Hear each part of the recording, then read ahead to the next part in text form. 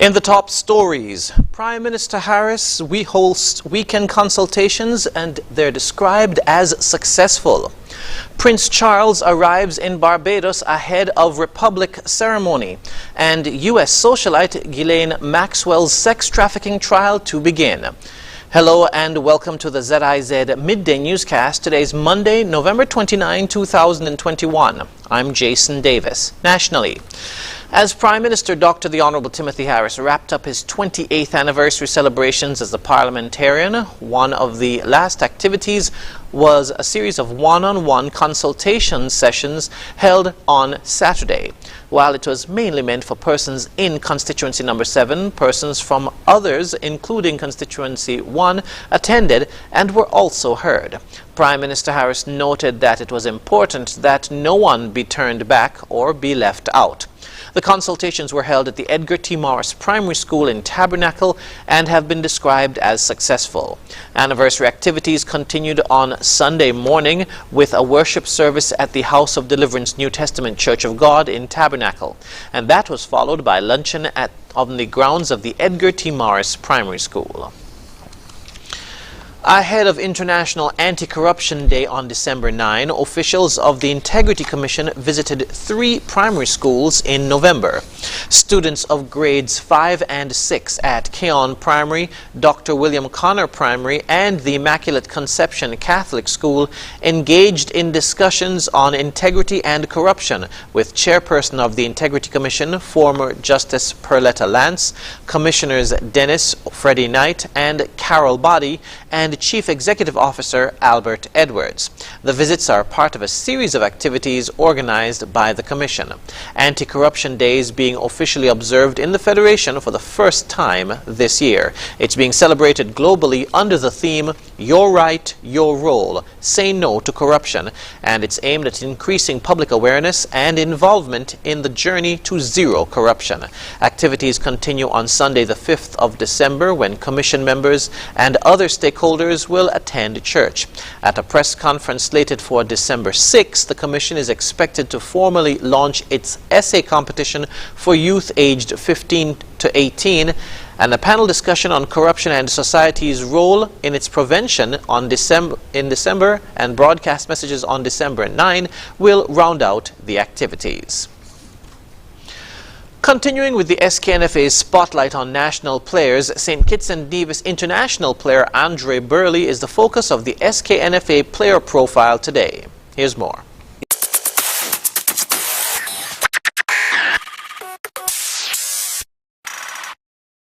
Described as an adaptable defender and midfielder, English-based St. Kitts and Nevis international Andre Burley plays for Wycombe Wanderers in the English League One. He's a youth product of Reading, where he signed his first professional contract on July 2, 2018. He made his professional debut with Reading in a 2-2 FA Cup tie with Blackpool on January 4, 2020. He signed on loan with the Irish club Waterford on the 14th of February 2020 for the remainder of the 2019-2020 season. On the 29th of September 2020, Burley signed with Wycombe Wanderers. He moved to Hungerford Town on loan on the 14th of December 2020. On November 5th, it was announced that he had joined Maidenhead United on loan for the remainder of the season. In March 2019, Burley made his debut for the St. Kitts Nevis senior men's national team, where he clocked 404 minutes in 5 appearances, with most of the time being in the starting lineup. He mostly competed in the Qatar 2022 World Cup qualifying campaign. The SKNFA salutes Andre Burley. We now move to news on the regional scene. Britain's Prince Charles arrived in Barbados on Sunday as the country prepared for a celebration on Monday, marking the founding of a republic and the removal of the Queen as sovereign, cutting imperial ties some 400 years after English ships first arrived. Barbados won independence from Britain in 1966, but has retained Queen Elizabeth as its official sovereign. She will be replaced with Sandra Mason, who will be inaugurated as the country's first president to serve as a largely symbolic figure behind Prime Minister Mia Mottley. Mason currently holds the position of Governor General, the Queen's representative in Barbados. An inauguration ceremony will be held when the country celebrates independence on Tuesday. Prince Charles is expected to deliver a speech just after midnight on Tuesday, saying that much of the relationship between the two nations will remain the same, including, quote, the myriad connections between the people of our countries through which flow admiration and affection, cooperation and opportunity, end quote, according to Reuters. Buckingham Palace says the issue is a matter for the people of Barbados to decide. It will mark the first time in 3 decades that the Queen is removed as head of state. Mauritius, an island in the Indian Ocean, proclaimed itself a republic in 1992. In Jamaica, Justice Minister Delroy Chuck has raised fresh concerns about aspects of the statutory declaration form submitted to the Integrity Commission by members of Parliament. He cites sections of the form that he says are akin to an invasion of privacy. Here's more. The statutory declaration form is a legal document defined under the law that must include information on all assets, liabilities, and income of the declarant's spouse and children, whether held locally or abroad. Justice Minister Delroy Chuck raised concerns about the likely invasion of privacy accompanying the declaration requirements. Minister Chuck says even though the documentation is necessary for anti-corruption purposes, asking for an estimated market value for a property is of little use. I purchased my house in 1987, my home. Every year we improve. So over the years, if you look, all sort of value I give. 100 million, it might be worth more than that. But I may put in 100 million just to fill that column. All I'm really saying, that column, asking the declarant to estimate a value is really not useful. Citing aspects of the form, he says, is a newly added section, number 5, that asks for the price of any improvement carried out on a property during the reporting period should be revisited. I can understand if you say cost of any improvement above 1 million or 5 million. You get me? But not cost of any improvement, because if I fail to show that I've repainted the house and it cost me 200,000, if I fail to put that in, then in that voluntary declaration form, I would have breached. Meanwhile, Executive Director of the Integrity Commission, Greg Christie, say if an individual cannot account for their assets and income, this will put the country in a predicament. He says the statutory declaration form is a mandate that was given to the Integrity Commission as a measure to identify illicit enrichment. It's invasive, but that is what it takes. It's not a standard which is unique to Jamaica. It's in every Commonwealth country. Javin McLean for CVI. Internationally, about 18 months after she was arrested, British socialite Ghislaine Maxwell is about to go on trial. She's accused of enabling the crimes of late sex offender Jeffrey Epstein, who authorities say took his own life while awaiting trial. Maxwell insists she's innocent and claims she was also a victim of Epstein. Al Jazeera's Gabriel Elizondo reports from New York. How much did Ghislaine Maxwell know about Jeffrey Epstein's alleged sexual abuse of underage girls? That will be the central question in the trial of the 59-year-old British socialite facing charges of sex trafficking and other crimes. He is going to be the invisible presence hanging over this. And that is why I think that she is going to have to explain something that everybody really wants to know. What was his hold over her? What was their relationship?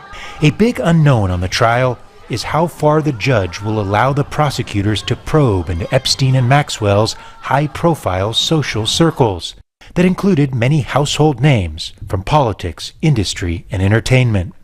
One being Britain's Prince Andrew.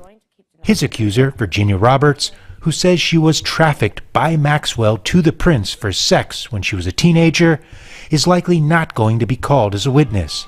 He denies any wrongdoing.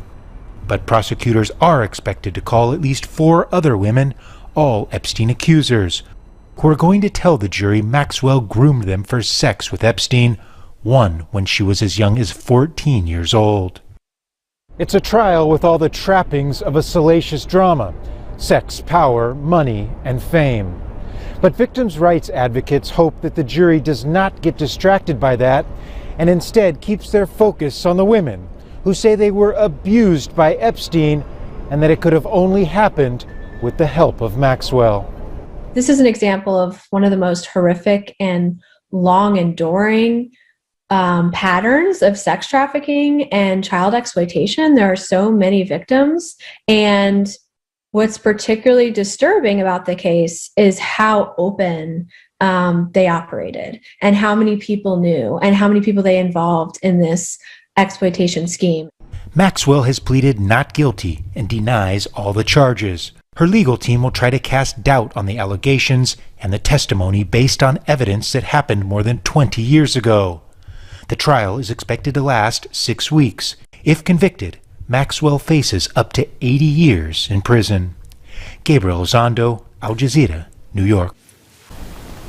The second edition of Senegal's Great Carnival of Dakar is underway. The festival aims to preserve and promote the diverse culture of Senegal.